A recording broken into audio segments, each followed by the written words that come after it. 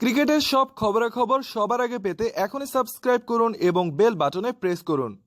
আগামী 28 ফেব্রুয়ারি নিউজিল্যান্ডের বিপক্ষে 3 ম্যাচ টেস্ট সিরিজের প্রথম টেস্টে মাঠে নামবে বাংলাদেশ সময় ম্যাচটি শুরু হবে ভোর 4টায়। এই ম্যাচে মাঠে নামার আগে দুঃসংবাদ পেয়েছিল টাইগার শিবির।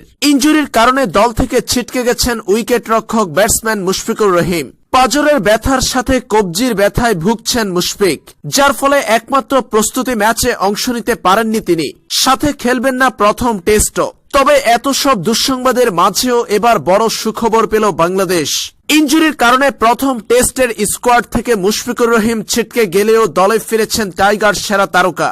ইনজুরি কাটিয়ে উঠেছেন মোহাম্মদ মিঠুন। হ্যামস্ট্রিং এর দীর্ঘ ইনজুরি কাটিয়ে দলে ফিরেছেন ওয়ানডে সিরিজে টানা 2 ম্যাচে 2 হাফ সেঞ্চুরি করা এই ব্যাটসম্যান। মোহাম্মদ মিঠুনের দলে ফেরা প্রসঙ্গে টাইগার ভক্ত সমর্থকদের দারুণ সুখবর দিয়ে কোচ স্টিভ রোডস বলেন, মুশফিক সেরে ওঠেনি, তাই তার প্রথম টেস্টে খেলা হচ্ছে না। তবে সবচেয়ে বড় খুশির খবর হলো আমরা প্রথম টেস্ট থেকেই মোহাম্মদ মিঠুনকে পাবো। সে খেলার জন্য অপেক্ষায় আছে।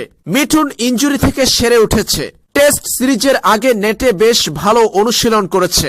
ওয়ানডেতে সে ভালো ব্যাটিং করেছিল। আশা করছি টেস্টেও দারুণ কিছু করবে। খেলার জন্য সে পুরোপুরি তৈরি। নেটে অনুশীলন দেখে এমনটাই মনে হয়েছে। মুশফিকুর রহিমের দুঃসংবাদের মাঝে টাইগার ভক্ত সমর্থকদের দারুণ সুখবর দিয়েছেন কোচ স্টিভ রোডস। প্রথম টেস্ট থেকেই দলের সঙ্গে থাকবেন দলের সেরা ব্যাটসম্যান মোহাম্মদ মিঠুন।